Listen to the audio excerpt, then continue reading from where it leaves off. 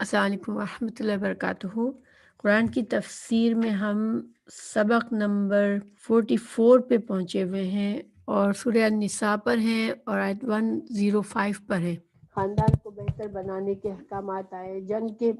جنگی معاملات اور لوگوں سے اسلامی حکومت کو دوسری حکومتوں کے ساتھ کیسے پیش آنا ہے، کیسے معاملہ کرنا ہے۔ پھر منافقین کے احکامات آئے کہ ملک کے اندر جو دشمن ہے، تمہارے چھپے ہوئے دشمن، ان سے کیسے معاملہ کرنا ہے، ان پرابلم کو کیسے حل کرنا ہے۔ اب جو ہے قانونی نظام، یعنی کہ ملک کے اندر دیکھیں، ملک کے اندر بھی تو ایک عدالت سسٹم ہونا چاہیے، اس لیے کہ جو اندر کرائم کیے جائیں گے، لوگوں میں آپس میں اختلافات ہوں گے، جھگڑے ہوں گے، تو ان کا بھی تو اسلامی حکومت کو حل کرنا ہے۔ تو اب اس کے بارے میں نشاندہی کی جا رہی ہے، اس کے بارے میں بتایا جا رہا ہے، ٹھیک ہے۔ انشاءاللہ آج ہم یہ جانیں گے کہ اسلامی حکومت میں قاضی جو ہے ایک فیصلہ کرنے والا، حکومت کا بڑا، اس کو کیا احتیاط کی ضرورت ہے، اس کو کیا مسائل پیش آ سکتے ہیں، وہ کس روشنی میں تمام باتوں کے فیصلے کرے۔ تو یہ انشاءاللہ اس کے بارے میں نشاندہی ہے۔ تو ہم پڑھتے ہیں، اعوذ باللہ من الشیطان الرجیم، بسم اللہ الرحمن الرحیم۔ انا انزلنا ہم نے نازل کیا، الیکا الا اور کا آپ کی طرف، الکتابہ کتاب کو، بالحق ساتھ حق کے، لتحکما تاکہ آپ فیصلہ کریں، بین الناس لوگوں کے درمیان، بما ساتھ اس کے جو، اراکا ارا ہوتا ہے دکھانا، ٹھیک ہے۔ یہ خواب کے لیے بھی آتا ہے، خواب میں جب کسی کو خواب میں دکھایا جاتا ہے تو بھی ارا آتا ہے، لیکن یہاں پر خواب مطلب نہیں ہے، بلکہ جو یقینی علم جو قرآن اور حدیث کا علم آپ صلی اللہ علیہ وسلم کو دیا گیا، اس کے بارے میں بات ہو رہی ہے۔ ارا دکھایا گیا، کا تجھ کو، یعنی قرآن اور حدیث میں جو حکمت کی باتیں اور جو فیصلہ کرنے کی قوت جو ہمیں قرآن اور حدیث سے ہم نے آپ کو سکھائی، اس کے ساتھ آپ، اللہ نے جو آپ کو دیا ہے وحی کے ذریعے، اس کے ذریعے آپ فیصلے کریں لوگوں کے درمیان۔ ولا تکن، ولا اور نہ، تکن تم ہو جاؤ، للخائنین خائن کے لیے، خیانت کرنے والوں کے لیے۔ خائن جو ہوتا ہے یہ منافق ہی کی طرح ہوتا ہے، لیکن منافق دین کے معاملے میں حق کو چھپاتا ہے اور دین کے معاملے میں غلط بیانی کرتا ہے، اور خائن جو ہے وہ دنیا کے فائدہ، دنیا کی چیز کوئی ہوتی ہے اس کے معاملے میں غلط بیانی کرتا ہے، حق کو چھپاتا ہے، ٹھیک ہے۔ تو اسی لیے اگر کوئی انسان تو جو لوگ جھوٹی گواہی دیتے ہیں وہ بھی خیانت کر رہے ہوتے ہیں، ٹھیک ہے۔ اس لیے کہ حق کے مطابق گواہی دینا یہ امانت ہے۔ کسی کے پاس اگر کسی نے کوئی جرم دیکھا اور وہ حق کے ساتھ گواہی دیتا ہے تو وہ امانت ادا کر رہا ہے، لیکن اگر کسی نے جرم کو دیکھا ہے مگر جھوٹی گواہی دے رہا ہے تو وہ خیانت کر رہا ہے، ٹھیک ہے۔ تو خائنین کے لیے خصیمہ، خصم کہتے ہیں جھگڑالو کو، بہت جھگڑا کرنا، تو آپ جھگڑا نہ کریں ان کی طرف سے جو کہ خیانت کرتے ہیں۔ اب اس آیت میں ہمیں کیا ہم نے سیکھا؟ پہلی بات یہ کہ اسلامی مملکت میں جو فیصلے ہوں گے لوگوں کے اختلافات کے، وہ اللہ کی کتاب کے ذریعے ہوں گے، شرعی لا۔ اسلامی حکومت میں شرعی لا ہونا چاہیے۔ اس کی دلیل ہمیں کہاں ملتی ہے؟ یہاں سے کہ لوگوں کے درمیان جو بھی فیصلے ہو ان کو آپ کو کیسے کرنا ہے، قرآن اور حدیث کے مطابق ہوں گے، یعنی کہ شرعی لا ضروری ہے۔ اگر ایک اسلامی حکومت ہے تو اس میں شرعی لا ضروری ہے۔ اللہ سبحانہ تعالیٰ نے یہاں پر کیا فرمایا کہ جب آپس میں اختلافات ہو، اسلامی مملکت میں لوگوں میں اختلافات ہو تو فیصلہ کیسے ہوگا؟ قرآن اور حدیث کے مطابق ہوگا۔ اچھا، اس آیت کا شان نزول ہے ٹھیک ہے. شان نزول کیا ہے اس کا؟ آپ لوگوں کو پتہ ہے شان نزول کیا ہوتا ہے؟ کہ کوئی ایسا واقعہ جس کی بنا پر یہ یہ آیات نازل ہوئی، لیکن اس کا یہ مطلب نہیں ہوتا کہ صرف اس واقعے سے ہی اس آیت کا حکم ہے، بلکہ یہ حکم عام ہوتا ہے. لیکن شان نزول سے ہمیں اس بات کو سمجھنے میں زیادہ آسانی ہوتی ہے. ٹھیک ہے. تو شان نزول اس کا یہ تھا کہ مدینہ میں ایک انصار قبیلہ بنی ظفر میں ایک شخص طعمہ یا بشیر، اس کا نام طعمہ تھا یا بشیر تھا، بن ابیرق، یہ آدمی انصاری تھا. اب اس نے کسی دوسرے انصاری کی ذرا چرا لی. ذرا کیا ہوتی ہے؟ ذرا جنگی لباس ہوتا ہے. اس نے ذرا کو چرایا. اس کو ڈر لگا کہ اب یہ پکڑا گیا ہے، لوگوں کو جس کی ذرا تھی اس کو پتہ چل گیا ہے. تو اس نے اس ذرا کو ایک یہودی کے گھر میں پھینک دیا. ٹھیک ہے،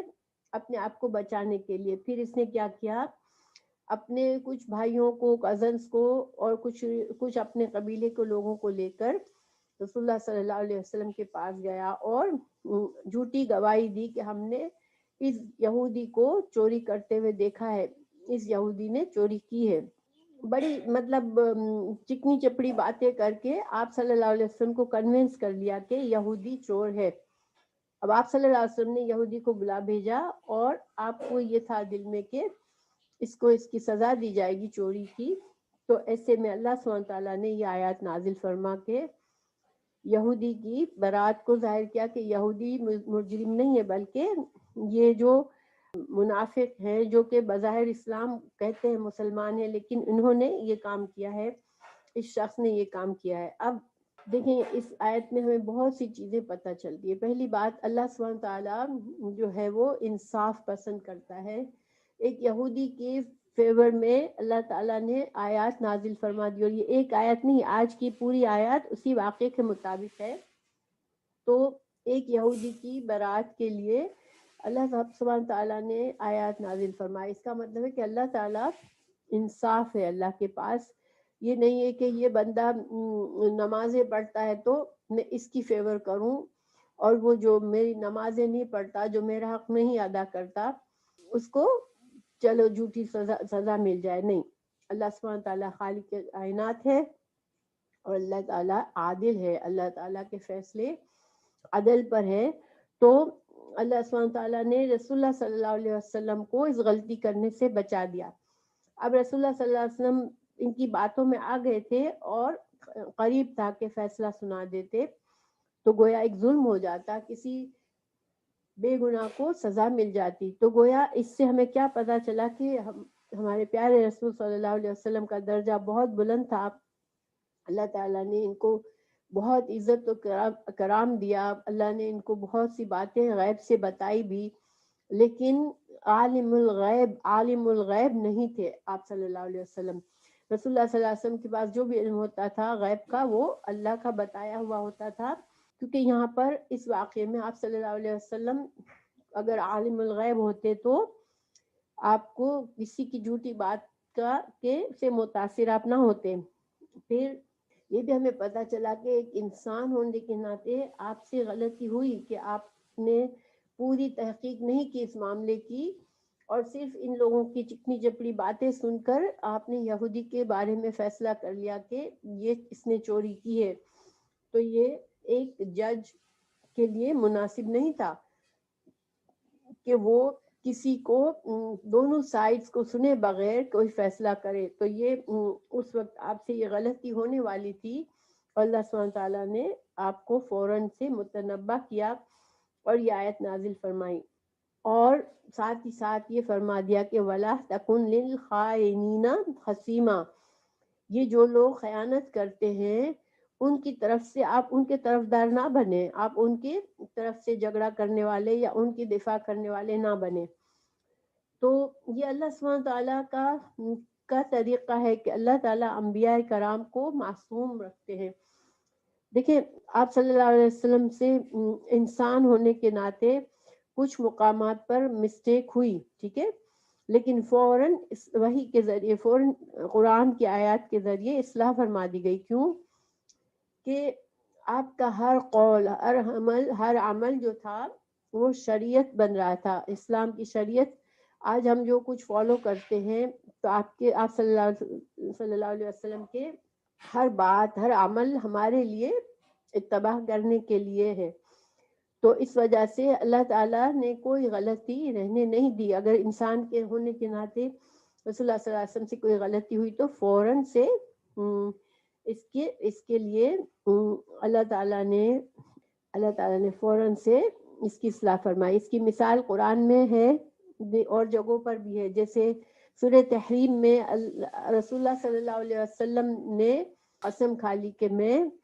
جو ہے شہد نہیں کھاؤں گا آئندہ سے. اللہ تعالیٰ کو یہ بات پسند نہیں آئی، کیونکہ آپ صلی اللہ علیہ وسلم اگر شہد کا استعمال بالکل چھوڑ دیتے تو پھر امت کو کیا ہوتا کہ امت اس کو فالو کرتی، اس کو شریعت سمجھتی، اس کو دین کا حصہ سمجھتی. اس لیے فوراً سے اصلاح کر دی گئی. اللہ تعالیٰ نے فرمایا یا ایھا النبی لما تحرم ما تحل اللہ، اللہ تعالیٰ نے جو تم پر حلال کیا ہے اس کو تم کیوں حرام کر رہے ہو. تو اللہ تعالیٰ نے وہ قسم توڑوائی رسول اللہ صلی اللہ علیہ وسلم سے اور آپ کو شہد کا استعمال کرنے کے لیے فرمایا گیا.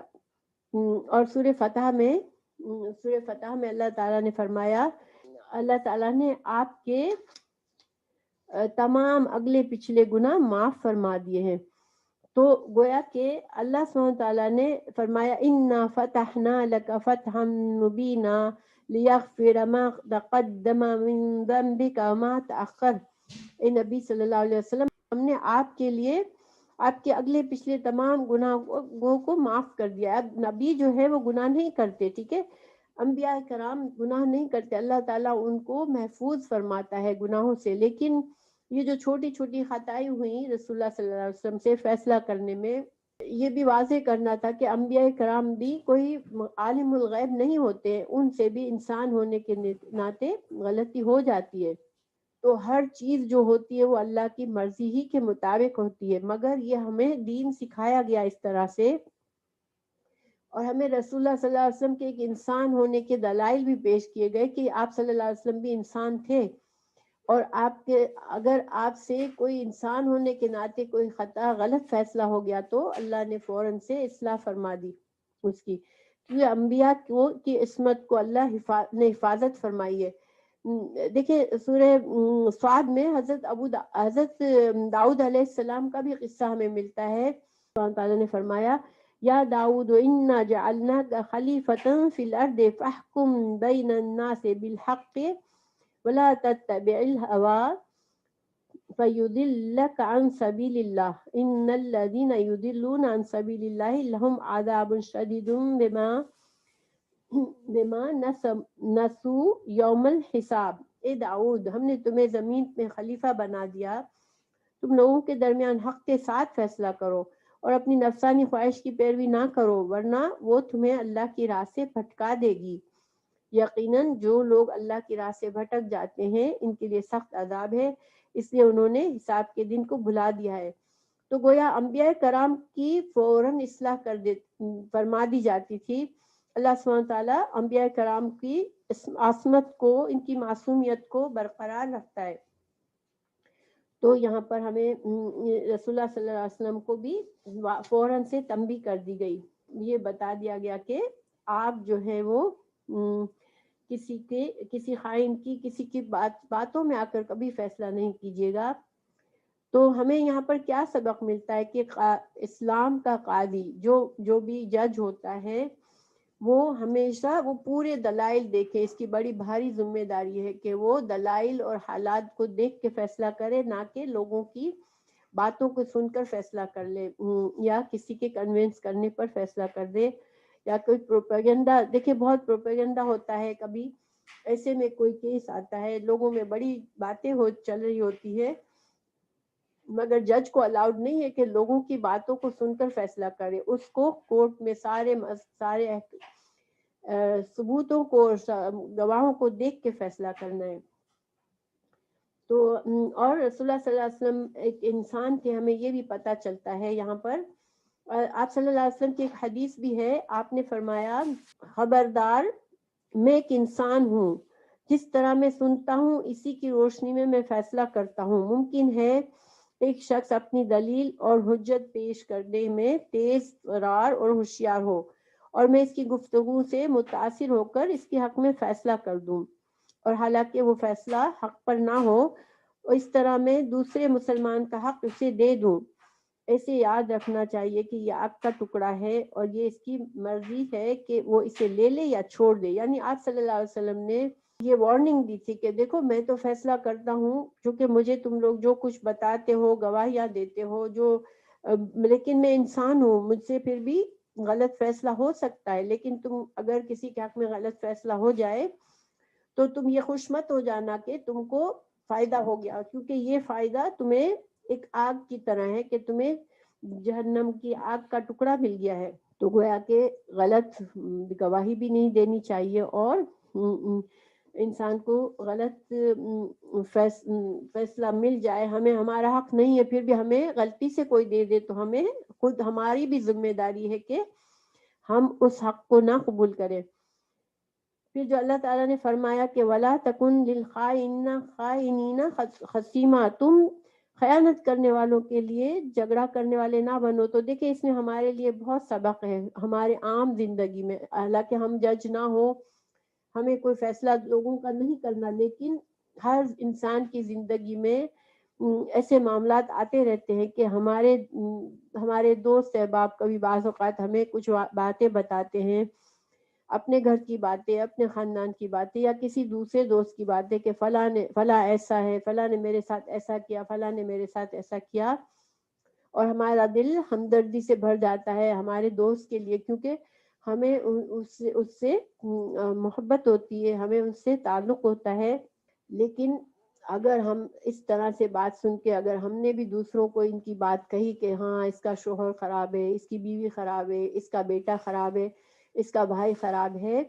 تو ہم بھی گنہگار ہو سکتے ہیں۔ یہ بڑی ذمہ داری کی بات ہے کہ بغیر دونوں سائڈز دیکھے ہم کبھی رائے قائم کر لیں۔ لوگ دیکھیں ہر انسان کو اپنے آپ کو وہ معصوم سمجھتا ہے، اپنے حق میں فیصلہ چاہتا ہوتا ہے۔ تو اگر ہم سے کوئی آ کے بات کرتا ہے تو ہمیں اگر ہم نے اس کی بات سن کے دوسروں کو یہی بات بتائی، یا اس کو بھی کہا کہ ہاں یہ تو بہت غلط تمہارے ساتھ ہو رہا ہے، تو ان باتوں میں ہماری ذمہ داری یہ ہے کہ ہم احتیاط برتیں۔ اور بعض اوقات یہ غلطی ہم سے ہو جاتی ہے، اکثر ہم بات سن کے فوراً سے اس پرسن کے بارے میں غلط رائے قائم کر لیتے ہیں، اور ہم دوسروں کو بھی کہتے ہیں کہ یہ فلاں آدمی اچھا نہیں ہے، وہ اپنی بیوی کو ایسا کر رہا ہے، یا فلاں بیوی ایسی نہیں ہے، اچھی نہیں ہے، یا فلاں ساس اچھی نہیں ہے، فلاں بہو اچھی نہیں ہے، یا فلاں بھائی اچھا نہیں ہے۔ نہیں، ہمیں ان چیزوں سے بچنا چاہیے جب تک ہمارے پاس دونوں سائڈز کے دلائل نہ ہو، ٹھیک ہے۔ پھر آگے آیت ہے،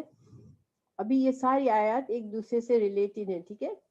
پھر وَاسْتَغْفِرِ اللَّهَ، وَاسْتَغْفِرِ اللَّهَ، اور استغفر، غفرہ ہوتا ہے ڈھانک دینا، گناہوں کو ڈھانک دینا، اور سین اور تا ہے تو پھر کیا مطلب ہوتا ہے؟ سین اور تا جب آتا ہے فعل کے شروع میں تو ہاں طلب کرنا، تو آپ طلب کریں، استغفار کریں، بخشش مانگے اللہ سے، ان اللہ بے شک اللہ تعالی کانا ہے غفور الرحیم، غفور بخشنے والا، رحیمن، ہاں رحیمن رحمہ سے ہے بہت زیادہ رحم کرنے والا۔ تو اب اللہ تعالیٰ، ویسے تو رسول اللہ صلی اللہ علیہ وسلم سے خطاب ہے کہ آپ سے غلطی ہونے والی تھی تو آپ جو ہے اللہ سے بخشش مانگ لیں، اور اللہ تعالیٰ جو ہے بخشش کرنے والا ہے۔ اور اللہ تعالیٰ نے رسول اللہ صلی اللہ علیہ وسلم کے ساتھ ہمیشہ قرآن میں ہی فوراً بتا بھی دیا کہ اگر غلطی ہوئی بھی ہے تو فوراً سے معافی بھی ہو گئی ہے۔ حضرت موسیٰ علیہ السلام سے قتل ہوا، انہوں نے معافی مانگی، اللہ تعالیٰ نے فوراً قرآن میں ہی بتا دیا کہ میں نے معاف کر دیا ان کو فوراً تو اللہ تعالیٰ انبیاء کو پاک صاف رکھتا ہے گناہوں سے، اور ان کی معصومیت کو برقرار رکھتا ہے۔ اور ویسے تو عام جنرل حکم بھی ہے اس کا، صرف رسول اللہ صلی اللہ علیہ وسلم سے ہی نہیں ہم سمجھ سکتے، انسانوں کو جو بھی ہم اس طرح کے معاملات میں آتے ہیں، جیسے میں نے بتایا بھی آپ لوگوں کو کہ ہم خود بھی چاہے ہم جج نہ ہو لیکن ہم لوگوں کو جج کرتے ہیں اور لوگوں کے بارے میں فیصلے کرتے ہیں اور رائے قائم کرتے ہیں، اور اس کے مطابق ہم عمل بھی کرتے ہیں، تو پھر ہمیں بھی سوچنا چاہیے کسی کے بارے میں ججمنٹ پاس کرنا، یہ ذمہ داری کی بات ہے، اور یہ بغیر دلائل کے ہمیں کسی کے بارے میں ججمنٹ پاس نہیں کرنا چاہیے، اور اگر ہم سے یہ غلطی ہوتی رہی ہے تو ہمیں معافی مانگنی چاہیے، اللہ تعالیٰ ہمیں معاف فرما دے گا انشاءاللہ۔ پھر ولا، اور نہ، تجادل، تو ولا تجادل، جدال اردو میں ہم کہتے ہیں، جدال کیا ہوتا ہے؟ جھگڑا کرنا، بحث کرنا، تو ولا، تو نہ، تجادل، تو جھگڑا کر، عن الذین، ان سے، الذین ان لوگوں سے، یعنی کہ ان کی طرف سے، ہاں جیم دال لام، یختانون، یختانون، جو خیانت کرتے ہیں، انفسہم نفس کی جمع ہے انفس، اور ہم اپنے نفسوں پر۔ اب دیکھیں اللہ سبحانہ تعالیٰ نے یہاں کیا فرمایا، سوچنے والی بات ہے۔ اللہ تعالیٰ فرما رہے ہیں کہ تم جھگڑا مت کرو، تم اس کا ساتھ مت دو، اس کی طرف طرفداری مت کرو جو کہ خود اپنے آپ سے خیانت کر رہا ہے۔ اللہ تعالیٰ نے یہ نہیں کہا کہ وہ دوسروں سے خیانت کر رہا ہے، اپنے آپ سے خیانت کر رہا ہے۔ تو اس سے ہمیں کیا سبق ملا کہ جب انسان جھوٹی گواہی دے رہا ہوتا ہے، کسی کے اوپر جھوٹے الزامات لگا رہا ہوتا ہے، اپنے آپ اپنا جرم چھپا رہا ہوتا ہے، تو وہ اصل میں کیا کر رہا ہوتا ہے؟ خود اپنے آپ کے لیے نقصان کر رہا ہوتا ہے۔ بظاہر تو انسان ایسا کیوں کرتا ہے کہ اپنے آپ کو اچھا بنانے کے لیے، کہ دیکھو میں اچھا ہوں وہ برا ہے، یا دنیا کا فائدہ لینے کے لیے کہ یہ فائدہ مجھے مل جائے دوسروں کو نہ ملے، تو لیکن یہ اصل میں فائدہ نہیں ہوتا۔ اللہ تعالیٰ کہہ رہے ہیں کہ یہ تو اپنے نفس کے ساتھ زیادتی کر رہے ہیں، اپنے آپ سے خیانت کر رہے ہیں۔ کیوں ایسا ہے کہ چونکہ اللہ تعالیٰ سب کچھ جانتا ہے اور وہ ایسا کرنے والوں کی سزا بہت بڑی ہے، تو پھر جب انسان چھوٹے سے فائدے کے لیے، آخرت کے لیے اللہ کی ناراضگی مول لیتا ہے، تو وہ پھر اپنے ہی نفس کے خلاف خیانت کر رہا ہوتا ہے، دوسروں کے لیے نہیں کر رہا ہوتا۔ اور اللہ تعالیٰ نے فرمایا کہ تم ایسے لوگوں کا ساتھ مت دو، ان کی طرفداری مت کرو، ورنہ تم بھی اس جرم میں شامل ہو جاؤ گے۔ تو یہ ان بے شک اللہ لا یحب نہیں محبت کرتا، من جو کانا ہے، خوان بہت زیادہ خیانت کرنے والا، یہ مبالغے والا صیغہ ہے، ٹھیک ہے، خوان جس کی یہ عادت بن چکی ہے کہ وہ خیانت کرتا ہے، وہ ہر چیز میں امانت دار نہیں ہے، ہر حق کی بات میں، معاملات میں یہ جھوٹ، حق کو چھپا کے جھوٹ کو پیش کرتا ہے، اور اسیمن، اور گناہ، اسم ایسا گناہ ہوتا ہے جو کہ خاص طور سے جانتے بوجھتے کیا جائے، تو یعنی کہ جو خیانت کر رہا ہوتا ہے اس کو پتا ہوتا ہے کہ میں غلط کر رہا ہوں، لیکن وہ خیانت کرتا ہے کچھ فائدے کے لیے، تو اللہ تعالیٰ ایسے لوگوں سے محبت نہیں کرتا۔ کیا انسانوں کو ضرورت ہے کہ اللہ تعالیٰ ان سے محبت کرے؟ کیا کوئی انسان یہ ہے ایسا کہہ سکتا ہے کہ مجھے تو ضرورت نہیں ہے کہ اللہ تعالیٰ مجھ سے محبت کرے، میں خود کفیل ہوں؟ ہم خود کفیل تو نہیں ہے نا، ہم تو اللہ کے بندے ہیں۔ تو جب اللہ تعالیٰ اناؤنس کر رہے ہیں یہاں پر، واضح طور پر ہمیں فرما رہے ہیں کہ میں ایسے لوگوں سے محبت نہیں کرتا، تو پھر ہمیں ایسے عمل سے اس کو معمولی نہیں سمجھنا چاہیے۔ بہت سی باتیں آج ہم کرتے ہیں لیکن ہم ان کو بہت معمولی سمجھتے ہیں، یہ بہت بڑے بڑے گناہ ہوتے ہیں، مگر ہمیں اس کا علم نہیں ہوتا، اس لیے ہم ان کو بہت چھوٹا سمجھتے ہیں، اور ہم جو ہے بہت جلدی لوگوں کے بارے میں ججمنٹ پیش کر دیتے ہیں، بہت زیادہ لوگوں سے ذرا سا سلام دعا بھی کی اور ہم نے رائے قائم کر لی کہ یہ بندہ ایسا ہے، یہ ایسا ہے، یہ ایسا ہے، ہم ایسا کرتے ہیں اور اس کے بارے میں ہمیں کوئی بھی ذرا سا بھی ہمارے دل میں کھٹکا نہیں آتا، بلکہ ہم لوگوں کے سامنے بھی بولتے ہیں کہ یہ فلاں بندہ ایسا ہے، فلاں بندہ ایسا ہے. مگر ہمیں کوشش کیا کرنی چاہیے کہ جس کا جو معاملہ ہے اللہ کے ساتھ ہے. ہاں اگر ہمیں دیکھیے بعض اوقات ہمیں کسی کے بارے میں پتہ ہوتا ہے واقعی میں، یعنی کہ مشاہدات سے اور صحیح علم سے ہمیں پتہ ہوتا ہے کہ یہ آدمی دھوکے باز ہے. اب کوئی اور اس سے معاملہ کرنے جا رہا ہے، مثال کے طور پر رشتہ کسی نے ڈالا ہے، اب کوئی ہم سے پوچھتا ہے کہ بھائی فلاں کا رشتہ آیا ہے، اب یہ کیسا آدمی ہے. ایسے موقع پہ ہمیں چھپانا بھی نہیں ہے، ٹھیک ہے. ایسے موقع پہ اگر ہمیں پتہ ہے تو ہمیں اس کے بارے میں بتا دینا چاہیے، کیونکہ پھر وہ اس آدمی کی برائی سے دوسرے کی زندگی پر اثر آنے والا ہے. اسی طرح کوئی تجارت کر رہا ہے، کسی سے کوئی چیز خرید رہا ہے، اگر ہمیں یقین ہے، یقینی علم ہے کہ وہ بندہ صحیح نہیں ہے، تو پھر ہمیں ایسے موقع پہ بتا دینا چاہیے. یہ برائی نہیں ہے. لیکن کسی کے بارے میں ججمنٹ پاس کرنا بلا وجہ، کوئی پرپس بھی نہیں ہے، اور بلا وجہ میں اس کی بات بھی کرنا، یہ اس سے ہمیں بہت بچنے کی ضرورت ہے، کیونکہ یہ پھر ہم اپنے نفس کے خلاف جرم کر رہے ہیں یہ ایسا کر کے. پھر اللہ تعالیٰ فرما رہے ہیں کہ یستخفونا کوشش کرتے ہیں، خفی، یہ خفی سے ہے، یہ خافایا. خفی کیا ہوتا ہے؟ چھپا ہوا. تو وہ چھپنے کی کوشش کرتے ہیں بات کو، یعنی کہ اصل حقیقت کو چھپانے کی کوشش کرتے ہیں. اور سین اور تا طلب ہے، یعنی کہ یہ کامیاب نہیں ہو رہے، مگر وہ کوشش کرتے ہیں چھپانے کی. کامیاب کیوں نہیں ہو رہے؟ کہ اللہ تو جانتا ہے. تو یہ کوشش کرتے ہیں من الناس سے، لوگوں سے،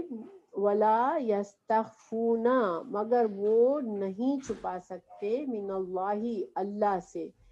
وہوا، اور وہ، معہم، ان کے ساتھ ہے، یعنی اللہ ہر چیز کو اپنے علم سے احاطہ کیے ہوئے ہے، اللہ کا علم ہر جگہ ہے. اذ یبیتون، اذ جب، یبیتون، باتا یبی تو کیا ہوتا ہے؟ رات گزارنا، ٹھیک ہے. تو رات گزارنا عام طور پر دیکھیں سرگوشی کے کام، گناہ کے کام، کوئی انسان سازشیں کر رہا ہوتا ہے، وہ عام طور پر چھپ کر رات کے وقت کی جاتی ہے. لیکن اس میں ضروری نہیں ہے کہ صرف رات کو ہی ہو. انسان جب چھپ کے کوئی پلاننگ کر رہا ہوتا ہے، مشورہ کر رہا ہوتا ہے کہ ہمیں اس بات کو ایسے پیش کرنا ہے، جیسے جھوٹے گواہ تیار کر رہا ہے چھپ کر، آپس میں صلاح مشورہ کر کے، تو یہ کیا ہے؟ یبیتون، چھپ کر کرنا. یہ جو چھپ چھپ کے مشورے کر رہے ہوتے ہیں، تو اللہ اس وقت ساتھ ہوتا ہے ان کے، اللہ دیکھ رہا ہوتا ہے ان کو. مالا، جو نہیں، یرضا، پسند کرتا، من القول، قول میں سے، یعنی کہ وہ چھپ کر ان باتوں کو کر رہے ہوتے ہیں جن باتوں کو اللہ نہیں پسند کرتا، تو اس وقت بھی اللہ دیکھ رہا ہوتا ہے. تو یہ سمجھتے ہیں، یہ لوگوں سے اپنے اچھائی، لوگوں کے سامنے اچھے بنتے ہیں، گناہ کرتے ہیں، لوگوں سے چھپاتے ہیں، غلط بیانی کرتے ہیں، غلط شہادتیں دیتے ہیں. لیکن اللہ سے تو کچھ نہیں چھپ سکتا. اللہ تو اس وقت بھی دیکھ رہا ہوتا ہے جس وقت وہ پلاننگ کر رہے ہوتے ہیں، مشورہ کر رہے ہوتے ہیں بری باتوں کا، جن باتوں کو اللہ پسند نہیں کرتا. تو پھر، اور اللہ کا علم تو ہر جگہ ہے، تو وہ کہاں جا کر چھپیں گے؟ مطلب یہ کہ ایسے کاموں سے انسان کو باز آنا چاہیے. وَكَانَ، اور ہے، اللہ بما، ساتھ اس کے، جو یعملون، وہ عمل کرتے ہیں، محیطا، محیط احاطہ سے ہے. احاطہ کیا ہوتا ہے؟ گھیر لینا. تو اللہ تعالیٰ نے گھیرے میں لیا ہوا ہے، یعنی کہ اللہ تعالیٰ کا علم ہر چیز پر وسیع ہے، اور اللہ تعالیٰ نے ان کو اپنے گھیرے میں لیا ہوا ہے. ان کے جو بھی اعمال ہے وہ اللہ تعالیٰ اس کو دیکھ رہا ہے، اور ان کے لیے ان کے اعمال ناموں میں لکھے جا رہا ہے یہ سب کچھ، اور ان کی سزا ان کو ملے گی. یہ محیط سے یہ بھی اشارہ ہے کہ اللہ کے قبضے میں ہے یہ اس وقت جو کچھ یہ کر رہے ہیں. انسان دیکھیں، ہم سب میں یہ خرابی ہو سکتی ہے کہ ہم دوسروں کے سامنے تو اچھا بنتے ہیں. انسان جو ہے، ایک مسلمان کا اندر اور باہر دونوں صاف ستھرا ہونا چاہیے. اس لیے کہ ہمارے اندر اگر برائیاں چھپی ہوئی ہیں، غلط کام ہم اکیلا پن میں کر رہے ہیں، اور غلط باتیں کر رہے ہیں بڑے بڑے بے باک ہو کر، اور لوگوں کے سامنے ہمارا ایک اچھا فرنٹ ہے، تو ہم اس بات پہ خوش نہیں ہونا چاہیے مسلمانوں کو، اس لیے کہ اس مومن کو یقین ہوتا ہے کہ اللہ سب کچھ دیکھ رہا ہے۔ اللہ تعالیٰ نے فرمایا ہاں انتم، ہاں جو ہے تنبیہ ہے، ٹھیک ہے، خبردار خبردار رہو، اور تنبیہ ہے کہ کان کھول کر سن لو، جیسے ہم کہتے ہیں نا تم کان کھول کے سن لو، اس طرح سے ہاں انتم تم، ہاں اولائی وہ لوگ ہو، ہاں اولائی جمع ہے، تم وہ لوگ ہو، جادل تم جھگڑا کرتے ہو، جدال سے ہے، اور یہاں پر ان لوگوں کی طرف سے بات کی جا رہی ہے جو اس چور کے طرفداری کرنے کے لیے آئے تھے، اس کے رشتہ دار، اس کے دوست احباب جو آئے تھے رسول اللہ صلی اللہ علیہ وسلم کے پاس، تو اللہ تعالیٰ فرما رہے ہیں کہ تمہارے دلوں میں ابھی بھی تم جو ہے اپنی رشتہ داری میں، اپنی محبتوں میں، اپنی دوستوں میں تم جگڑنے کے لیے آئے ہو، جادل تم انہم اس چور کی طرف سے، غلط کام کرنے والوں کی طرف سے، فی الحیات دنیا، فی الحیات دنیا، دنیا کی زندگی میں تو تم جلدی سے آ جاتے ہو، اپنی محبتوں میں پھنس کر تم غلط آدمی کی شفاعت کے لیے آ جاتے ہو، اور ظاہری بات ہے کہ وہ آپ اس ماحول کو دیکھیں کہ وہ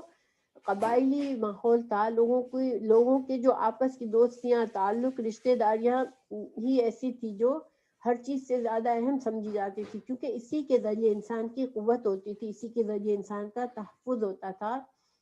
تو پھر جب اسلام، کچھ لوگ مسلمان ہو گئے، کچھ نہیں ہوئے، اب ان میں آپس میں ایسے کرائمز ہوتے، کچھ ہوتے، تو ایک ہم جو پرانی دوستی، محبت، ہمدردی کی وجہ سے بعض اوقات لوگ ان کی غلط لوگوں کی سازش میں آ جاتے تھے ان کے بچاؤ کے لیے، تو اور جن کا ایمان کمزور تھا وہ، اب دیکھیں ایک شخص نے چوری کی تھی، لیکن اس کے سارے کزنس اور بھائی اور اس کے قبیلے کے لوگ آئے آپ صلی اللہ علیہ وسلم کو کنونس کرنے کے لیے، تو اللہ تعالیٰ فرما رہے کہ تم جو ہو دنیا کی زندگی میں جگڑنے کے لیے آ جاتے ہو اس طرح سے غلط لوگوں کے لیے، تو فمن تو کون یجادلو جھگڑا کرے گا، اللہ سے کون جھگڑا کرے گا، یعنی قیامت کے دن، عنہم ان کے بارے میں، یوم القیامہ قیامت کے دن، من یا کون یکونو ہوگا علیہم وکیلا، وکیل کے کئی معنی ہوتے ہیں، وکیل کے 3 معنی میں استعمال ہوا ہے قرآن میں، ایک تو ذمہ دار، ٹھیک ہے، ذمہ دار، دوسرا ہے نگرانی کرنے والا، اور تیسرا ہے ضامن، کسی کی ضمانت دینے والا، ٹھیک ہے، ضمانت دینے والا کیا ہوتا ہے کہ میرے بھروسے پہ اس آدمی کو چھوڑ دو، میں اس کا ذمہ دار ہوں، ٹھیک ہے،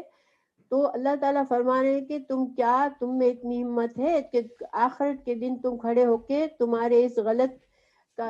کام کرنے والے کے لیے تم کھڑے ہوں گے کہ اچھا میں اس کا وکیل ہوں، میں اس کا ذمہ دار ہوں،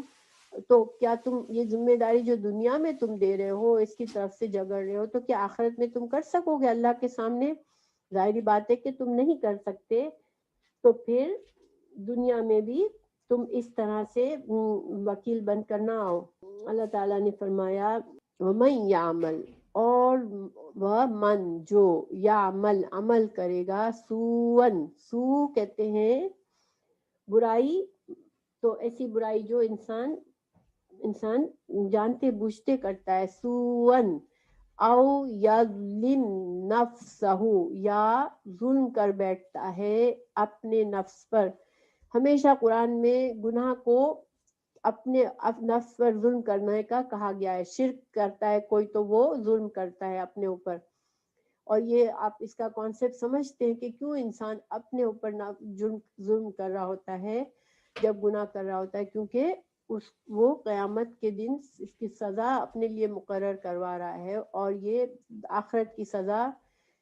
دنیا کے ہر فائدے سے بڑی سزا ہے، اور آخرت کا ایک لمحے کا بھی کی سزا انسان کے لیے انبیئربل ہوگی، تو پھر تم جو ہو، یعنی کہ انسان پھر غلط کرتا ہے تو اپنے نفس پر ظلم کر رہا ہوتا ہے۔ قرآن کی ایک آیت ہے کہ جب کافروں کو جیسے جہنمیوں کو لے کر جایا جا رہا ہوگا، تو ابھی جہنم بہت دور ہوگی اور ایک ہلکا سا جھونکا محسوس ہوگا جہنم کا ان کو، اور وہ بے اختیار جیسے ایک پاگل نہیں چیخ اٹھتا، بالکل انسان جیسے بے بس ہو کر ایک دم بے قابو ہو کر چیخ اٹھتا ہے، اس طرح سے وہ چیخ اٹھیں گے کہ اللہ ہم نے اپنے اوپر ظلم کر دیا، اللہ ہمیں معاف کر دے اب۔ یعنی کہ صرف ایک ابھی جھونکا آیا ہوگا ان کو، ابھی ان کو جہنم میں داخل نہیں ہوئے ہوں گے، ابھی بہت دور ہوں گے، ایک جھونکا آئے گا تو یہ پکار اٹھیں گے بےتاب ہو کر کہ اللہ ہم نے تو ظلم کر دیا اپنی جان پر، ہمیں تو معاف کر دے، ہمیں تو دوسرا موقع دے دے، ہمیں بچا لے، ہمیں دنیا میں دوسری بار ڈال دے تاکہ ہم اچھے بن جائے، اپنے گناہوں کا ازالہ کر دے۔ تو یعنی کہ جہنم ایک ایسی چیز ہے کہ انسان ایک لمحے کا بھی نہ سوچے کہ میں ٹھیک ہے میں دنیا میں آج جو کر لوں، تھوڑا سا گناہ، تھوڑا سا اگر مجھے سزا مل جائے گی تو کیا، آخر میں تو میں جنت میں جاؤں گا۔ اور یہ طریقہ یہود کی سوچ تھی، یہ کہ وہ کہتے تھے کہ ہم چند دن کے لیے جہنم میں جائیں گے پھر ہم جنت میں چلے جائیں گے۔ اور آج بہت سے مسلمان بھی اسی گمان میں کہ چونکہ ہم کلمہ گو ہیں تو اگر ہمیں سزا تھوڑی سی ملی بھی تو پھر ہم جنت میں چلے جائیں گے، لیکن جہنم کا ایک جھونکا بھی انسان کے لیے انبیئربل ہوگا، بہت مشکل ہوگا۔ تو اللہ تعالیٰ محفوظ رکھے، جہنم کی آگ سے ہم سب کو بچائے، آمین۔ پھر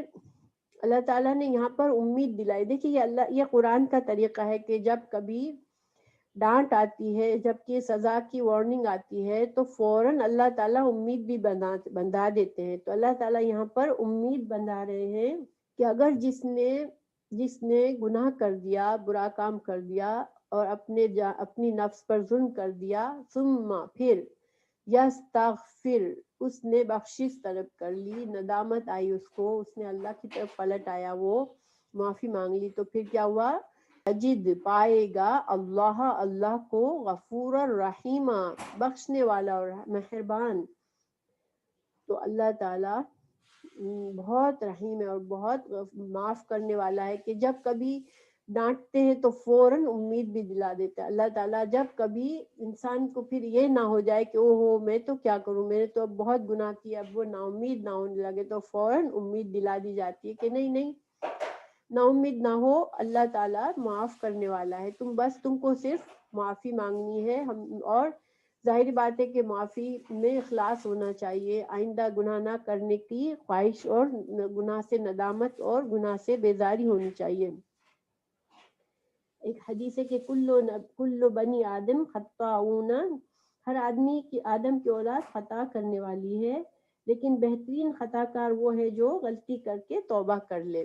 تو یہ حدیث ہے ماشاءاللہ، حدیث کا بھی سیم ہی وہ ہے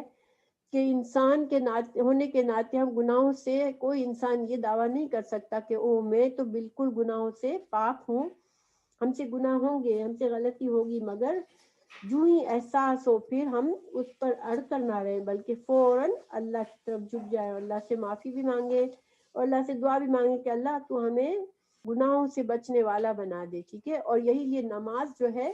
ہمارے لیے، یہی نماز ہمیں جو دی گئی ہے اس کا پرپس بھی یہی ہے کہ انسان دن میں 5 وقت اللہ کی طرف پلٹ جاتا ہے تو پھر آہستہ آہستہ گناہوں سے اس کے دل میں گناہوں کی جو محبت ہوتی ہے وہ کم ہوتی چلی جاتی ہے، اور انسان 5 دفعہ جیسے پاک صاف ہو جاتا ہے تو ایک بوجھ اتر جاتا ہے اس کا۔ اگر ہم صحیح اخلاص کے ساتھ نماز پڑھے تو وہ نماز ہمارے لیے، اور صحیح توجہ سے وضو کرے تو وضو کرتے ہی ہمارے گناہ معاف ہو جاتے ہیں، جو ایک نماز سے دوسری نماز، ایک وضو سے دوسرے وضو کی تک جو گناہ ہوئے ہوتے ہیں وہ ہمارے اس سے ہی پاک ہو جاتے ہیں انسان۔ تو جب بار بار انسان پاک ہوتا رہے گا تو پھر اس کے جسم پر، دیکھیں ایک انسان ریگولر شاور لیتا ہے تو پھر اس کے جسم پر گندگی نہیں رہتی، اسی طرح ہماری روح پر بھی گندگی کا بوجھ نہیں رہتا اگر ہم نماز کو باقاعدگی سے پڑھتے رہتے ہیں۔ کبھی غلطی ہو فوراً اپنے آپ کو سوچے اور اللہ کی طرف پلٹ آئے، اللہ سے معافی مانگے، اللہ سے دعا مانگے، تو انشاءاللہ کان اللہ علیما ومن یکسب، اور جس نے کمائی کی، کسب کہتے ہیں کہ ہم نے کوئی محنت کی پھر اس کے بدلے میں ہمیں کچھ ملا، تو گویا یکسب جس نے کمائی کی، اسمن گناہ کمایا، یعنی جس نے کچھ پلاننگ کی، کچھ کام کیا مگر وہ گناہ کا کام تھا، اب اس کے ذمہ ایک گناہ آ گیا، اس کے سر پر ایک گناہ کا بوجھ آ گیا، فَإِنَّمَا تو بے شک، یکسبہ کسب وہ کماتا ہے اس کو، یعنی جس نے گناہ کمایا تو اس نے اس گناہ کو کمایا اعلی نفسہ ہی، اپنی جان پر، یعنی اس نے اپنے خلاف یہ اپنے لیے ایک مصیبت کھڑی کی، اپنے لیے ہی اس گناہ کا بوجھ اس نے کما لیا۔ وَكَانَ اللَّهُ، اور ہے اللہ، علیمن، بہت زیادہ علم والا، اور حکیمن، حکمت والا۔ تو اللہ تعالیٰ تمام لوگوں کی نیتوں کو جانتا ہے، ہم جو عمل کرتے ہیں ہم کس نیت سے کرتے ہیں، اور ہم گناہ کرتے ہیں تو کیوں کرتے ہیں۔ پھر اللہ کے نزدیک ہم کوئی غلط انسان اپنی غلط ایکسکیوزز دنیا میں دے کر بچ سکتا ہے، مگر اللہ کے نزدیک نہیں بچ سکتا کہ اللہ میرے پاس یہ مسئلہ تھا اس لیے میں نے کیا، اللہ تعالیٰ مجھے اس وجہ سے گناہ کرنا پڑا، یہ سارے کام، یہ باتیں نہیں چلے گی۔ انسان کو فوراً سے جو بھی گناہ کمایا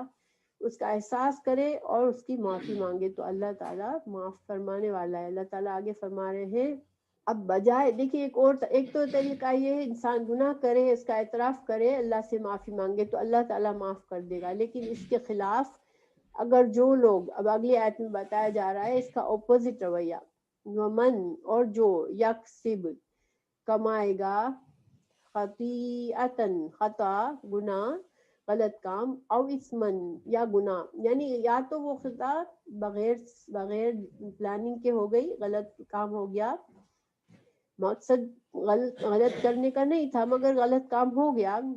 یا اس نے اسمن، جان بوجھ کر پلاننگ سے گناہ کمایا، دونوں صورتوں میں۔ پھر اب کیا ہوا کہ پکڑے جانے کا خطرہ ہوا تو اس نے کیا کیا، ثم، پھر، یرمی، رمی سے ہوتا ہے، رما ہم حج کے لیے جاتے ہیں تو ہم رمی کرتے ہیں، رمی میں کیا ہوتا ہے، رمی میں پتھر پھینکے جاتے ہیں نا، شیطان کی طرف پتھر پھینکے، یعنی کہ پھینکنا، ٹھیک ہے، پھینکنا، جو جس نے خود گناہ کیا یا غلطی بھی ہو گئی، چلو گناہ کی مقصد نہیں تھا مگر غلط کام ہو گیا، مگر بجائے اس کے اعتراف کر کے، بجائے اس کو اللہ کی طرف پلٹے معافی مانگے، اس نے کیا کیا، اس گناہ کا الزام پھینکا، یرمی، کسی پر الزام لگایا، بیہی، ساتھ اس کے، برین، بے گناہ کو۔ ہم کہتے ہیں نا میں اس چیز سے بری ہوں، تو بری کا کیا مطلب ہوتا ہے کہ سے فری ہوں، میں یہ گناہ بے گناہ ہوں، اس سے تو میں بری، بے گناہ پر جس نے یہ کام نہیں کیا اس پر الزام لگا دیا، فقد، تو تحقیق، احتمل، حمل سے ہے، اس نے اٹھایا، بہتانن، بہتان، و اسمن، اور گناہ، مبینن، بہت زیادہ واضح کھلا، اس نے اپنے اوپر بوجھ اٹھا لیا، اس نے اس گناہ کا، کسی گناہ، کھلے گناہ کا، کھلے بہت بڑے گناہ کا بوجھ اس نے اپنے اوپر اٹھا لیا۔ اب دیکھیں چونکہ یہ واقعہ ہوا تھا تو اس آدمی کو نے جس نے چوری کی تھی اس کو ڈر لگا کہ اب میں پکڑا جاؤں گا، تو اس نے معافی مانگ لیتا تو وہ اس کے لیے زیادہ بہتر ہوتا، تھوڑی بدنامی ہوتی، تھوڑا اس کو سزا ملتی، لیکن وہ بچ جاتا اللہ کی ناراضگی سے، اللہ آخرت کے گناہ سے۔ لیکن اس نے اس گناہ پر ایک اور گناہ کیا کیا کہ اپنا گناہ کا الزام بے گناہ یہودی پر ڈال دیا، ٹھیک ہے نا۔ تو ایسا کرنے سے اس نے کیا کیا، اپنے اوپر ایک اور بہت بڑا بوجھ اس نے ڈال دیا گناہ کا، ایک گناہ تو تھا ہی، اب اس نے اپنے اوپر ایک بڑا گناہ اور ڈال دیا۔ تو ایسا کرنے سے بہتر کیا تھا اس کے حق میں کہ وہ اپنے آپ کو اپنے گناہ کو تسلیم کر لیتا، کیونکہ یہ آدمی جو تھا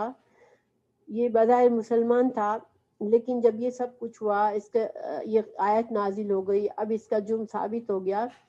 وہ بھاگ گیا مدینہ سے اور اسلام سے مرتد ہو گیا اور مرتد ہو کر مر گیا۔ تو دیکھیں کتنا بڑا اس نے اپنے اوپر کر دیا گناہ۔ اس نے جو جرم کیا تھا، چوری کی تھی، اس کی سزا تو صرف ہاتھ کٹنا تھا، ٹھیک ہے، وہ کم سزا تھی، لیکن مرتد کی شکل میں اس کو موت آئی، یہ بہت ہی خطرناک موت تھی اس کی، اور آخرت کے لیے ہمیشہ کے لیے عذاب میں جانے کا اس نے سامان کر لیا، صرف کس لیے، ایک ذرا کے لیے، ایک جو جنگی لباس چرانے کے لیے، چھوٹے سے فائدے کے لیے اس نے اتنا بڑا اپنے اوپر گناہ کر لیا۔ اللہ تعالیٰ فرما رہے ہیں کہ یہ جو طریقہ ہے جس نے یہ سمجھا کہ میں کسی پر بہتان ڈال کے خود کو بچا لوں گا تو اس نے بہت زیادہ اور بھی بڑا گناہ کر لیا۔ پھر اللہ تعالیٰ رسول اللہ صلی اللہ علیہ وسلم سے مخاطب ہیں، ولولا، اور اگر نہ، فضل اللہ، فضل ہوتا اللہ کا، علیہ کا، ورحمتہ، اور اللہ کی رحمت ہوتی، لہمت، البتہ ہم کہتے ہیں ہم ارادہ کرنا، ٹھیک ہے، تو البتہ ارادہ کر لیا تھا، طائفتن، ایک گروہ نے، منہم، ان میں سے، ان یضلوکا، کہ آپ کو گمراہ کر دے۔ یہ کون سا گروہ تھا جس نے آپ کو غلط راستے پر لگانے کی کوشش کی، آپ صلی اللہ علیہ وسلم سے غلط فیصلہ کروانے کی کوشش کی؟ وہ انصار تھے جو کہ بظاہر مسلمان تھے، ٹھیک ہے، جنہوں نے چوری کی تھی، تو چوری کر کے انہوں نے الزام لگایا تھا اس یہودی پر، تو یہودی پر الزام لگا کے پھر اس وہ اپنے دوستوں کو لے کر آ گیا، اپنے رشتہ داروں کو لے کر آ گیا رسول اللہ صلی اللہ علیہ وسلم کے پاس، اور اس نے سب نے مل کر آپ کو کنونس کرنے کی کوشش کی کہ یہودی نے چوری کی ہے، گویا آپ سے غلط فیصلہ کروانے کی کوشش کی، تو آپ کو بھی ایک طرح سے آپ سے بھی غلطی ہو جاتی، تو یہ ایک زیادتی ہو جاتی کہ ایک غلط فیصلہ، غلط ایک بے گناہ کو سزا مل جاتی۔ تو اللہ تعالیٰ فرما رہے ہیں کہ انہوں نے تو، ایک گروہ نے تو یہ ارادہ کر لیا تھا کہ آپ سے غلط کام کروا لے، آپ سے ایک گناہ کا کام کروا لے، آپ سے ایک ظلم کروا لے، اس یہودی کو سزا دلوا کر، بے گناہ یہودی کو سزا دلوا کے، مگر اللہ تعالیٰ کا فضل اور رحمت کی وجہ سے اللہ نے آپ کو بچا لیا، کیونکہ اللہ تعالیٰ نے بر وقت آیت نازل فرما کے رسول اللہ صلی اللہ علیہ وسلم کی حفاظت فرمائی۔ اللہ تعالیٰ انبیاء کی حفاظت اسی طرح فرماتا ہے۔ شروع میں نے یہ بات آپ کو واضح فرمائی تھی، واضح کر دی تھی کہ اللہ سبحانہ تعالیٰ انبیاء پر سے غلط کام نہیں ہونے دیتا، انسان ہونے ناطے غلطی ہو جاتی ہے تو اس کی اصلاح فوراً کر دی جاتی ہے، تاکہ کوئی کسی نبی سے کوئی ایسا ظلم، ایسی غلط بات نہ ہو جائے جس کے نتائج بعد میں اچھے نہ ہو، امت کو غلط فہمی ہو جائے یا ایک غلط قانون جاری ہو جائے۔ تو پھر اللہ تعالیٰ فرما رہے ہیں، وما یضلون، اور نہیں وہ گمراہ کر سکتے، الا، مگر، انفسہم، جن لوگوں نے کوشش کی آپ کو غلط باتوں سے، آپ سے غلط فیصلہ کروانے کی، وہ ان کی کوئی طاقت نہیں ہے کہ وہ آپ کو بہکا سکے، وہ تو صرف اپنے ہی نفسوں کو، انہوں نے اپنے نفسوں کو ہی بہکایا، اپنے آپ کو ہی گمراہ کیا۔ وما یدرونکم، اور نہ آپ کو، یعنی رسول اللہ صلی اللہ علیہ وسلم کو تسلی دی جا رہی ہے کہ آپ کو کوئی نقصان نہیں دے سکتا، اللہ کی حفاظت ہے آپ کے لیے۔ وما یدرونکم من شیء، آپ کو کوئی نقصان نہیں دے سکتے، یہ اللہ تعالیٰ اپنے انبیاء کو کی حفاظت بھی کرتا ہے، اور چونکہ یہ ایک بات ہو گئی جس سے آپ صلی اللہ علیہ وسلم کو بھی ظاہر ہے اچھا نہیں لگا، دل کو ایک بوجھ سا محسوس ہوا کہ یہ کیا ہوا، میں غلط فیصلہ آلموسٹ کرنے والا تھا، تو یا فوراً اللہ تعالیٰ نے اپنے نبی کو تسلی بھی دے دی کہ آپ فکر نہ کریں، آپ کو، انہوں نے کوشش کی مگر آپ کو کوئی اس طرح سے نقصان نہیں پہنچا سکتا، اللہ آپ کی حفاظت فرماتا ہے۔ پھر اللہ تعالیٰ نے رسول اللہ صلی اللہ علیہ وسلم پر ایک اور احسان جتا رہے ہیں، اللہ تعالیٰ یہاں بتا رہے ہیں، ذکر فرما رہے ہیں کہ اللہ کا فضل کیا ہے آپ پر، وَأَنزَلَ، اللہ نے نازل کی، اللہ نے، علیہ کا، آپ پر، الکتاب، کتاب، والحکمت، اور حکمت، وعلمک، اور آپ کو سکھایا، ما لم، جو نہیں، تکن، آپ تھے، تعلم، آپ نہیں جانتے تھے یہ قرآن کیا ہے، آپ نہیں جانتے تھے حکمت کی باتیں، یہ تو اللہ تعالیٰ نے آپ کو یہ سب کچھ اپنے فضل سے سکھایا ہے، اور یہ ظاہری بات ہے اللہ تعالیٰ کی طرف سے ہدایت کا آنا، اللہ تعالیٰ کی طرف سے نبوت ملنا، یہ سارے اللہ کے فضل اور رحمت ہے۔ اللہ تعالیٰ نے دوسری جگہ بھی فرمایا سورہ شورى 52 میں، وَكَذَلِكَ أَوْحَيْنَا إِلَيْكَ رُوحًا مِّنْ أَمْرِنَا مَا كُنْتَ تَدْرِي مَا الْكِتَابُ وَلَا الْإِيمَانُ، کہ اسی طرح بھیجا ہم نے تیری طرف قرآن، ایک فرشتے کو بھیجا قرآن لے کر، کہ اپنے حکم سے تو نہیں جانتا تھا کہ کتاب کیا ہے اور ایمان کیا ہے۔ تو یہ اللہ تعالیٰ نے یہ ایک طرح سے رسالت کا پروف بھی دیا کہ اللہ کے نبی صلی اللہ علیہ وسلم اپنی طرف سے باتیں نہیں کر رہے ہیں، یہ اللہ تعالیٰ، ان کو تو کچھ پتہ ہی نہیں تھا، کتاب کا کوئی علم نہیں تھا کہ اللہ کی کتاب کیا ہوتی ہے، یہ تو اللہ نے اپنے فرشتے کو بھیج کر یہ علم بھیجا۔ اور دوسری جگہ اللہ تعالیٰ نے فرمایا سورہ القصص میں 86 میں، وَمَا كُنْتَ تَرْجُو أَن يُلْقَى إِلَيْكَ الْكِتَابُ إِلَّا رَحْمَةً مِّن رَبِّكَ، اور تجھے تو یہ توقع نہیں تھی کہ تجھ پر کتاب اتاری جائے گی مگر تیرے رب کی رحمت سے یہ کتاب اتاری گئی۔ تو گویا اللہ تعالیٰ اس آیت میں نبی صلی اللہ علیہ وسلم سے فرما رہے ہیں کہ آپ نے تو کبھی خواب میں سوچا بھی نہیں ہوگا کہ مجھے نبی بنایا جائے گا، مجھے اللہ کی کتاب دی جائے گی، یہ تو اللہ نے آپ کو چن لیا اپنی رحمت سے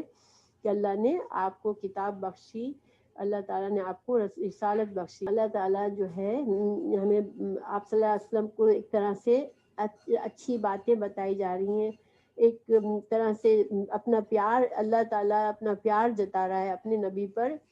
کہ نبی آپ کو تو ٹھیک ہے، آپ ان لوگوں نے جو کچھ کیا، لیکن آپ پر تو اللہ کے بڑے فضل اور احسان ہے، اللہ کے بڑے کرم ہے کہ اللہ نے آپ کو یہ کتاب بھی دی، آپ کو نبی بنایا، ورنہ آپ کو کوئی امید تھوڑی تھی کہ آپ کو یہ سب کچھ دیا جائے گا۔ تو سبحان اللہ، یہ ایسی آیتیں مجھے بڑا دل کو اثر کرتی ہے کہ اللہ تعالیٰ کا پیار جن میں جھلک رہا ہوتا ہے کہ دیکھیں جہاں کچھ غلطی ہوتی ہے وہاں پر اللہ اصلاح بھی فرما دیتا ہے فوراً، لیکن پھر تسلی بھی فرماتا ہے، امید بھی، اللہ تعالیٰ امید بھی دیتا ہے۔ اور یہ اللہ تعالیٰ اپنے انبیاء کے لیے تو خاص بات ہے، رسول اللہ صلی اللہ علیہ وسلم پر تو اللہ کی خاص رحمت ہے، مگر اللہ تعالیٰ مومنوں کے ساتھ بھی یہی معاملہ کرتا ہے کہ جہاں غلطی کا احساس، غلطی ہو جاتی ہے، فوراً سے اللہ تعالیٰ تسلی بھی دے دیتے ہیں۔ ہمیں پتہ ہے کہ قرآن میں دوسری جگہ اللہ نے فرمایا، اے میرے بندو جنہوں نے اپنی جانوں پر ظلم کیا، اللہ کی رحمت سے محروم مت ہونا، اللہ کی رحمت سے مایوس مت ہونا۔ تو گویا اللہ تعالیٰ ہم سے صحیح بہت پیار کرتے ہیں، اللہ تعالیٰ ہم سے جیسے ایک ماں اپنی اولاد سے پیار کرتی ہے، اس سے بھی 70 گنا زیادہ پیار کرتے ہیں۔ تو ہم سے غلطی تو ہوتی رہے گی، لیکن اگر ہم اللہ تعالیٰ کی کتاب کو پکڑ کے رکھیں گے اور اللہ تعالیٰ کے سے محبت کریں گے اور اللہ کوشش، اپنی پوری کوشش کریں گے، تو اللہ تعالیٰ ہمیں بھی اسی طرح گناہوں سے اور برائیوں سے پاک کر دیں گے اور بچاتے رہیں گے انشاءاللہ۔ اللہ تعالیٰ آخر میں فرماتے ہیں کان فضل اللہ علیہ کا عظیمہ، آپ پر تو میرا اللہ کا فضل بہت بڑا ہے۔ اور یہ ہم سب جانتے ہیں، آپ صلی اللہ علیہ وسلم تمام انسانوں سے اللہ تعالیٰ نے ان کو چنا ہوا ہے اور عظیم مرتبہ بخشا ہے۔ اللہ تعالیٰ ہمیں رسول اللہ صلی اللہ علیہ وسلم کی صحیح اطاعت اور اتباع کرنے کی توفیق دے تاکہ ہمیں بھی اللہ کی برکتیں اور اللہ کی رحمت نصیب و آمین۔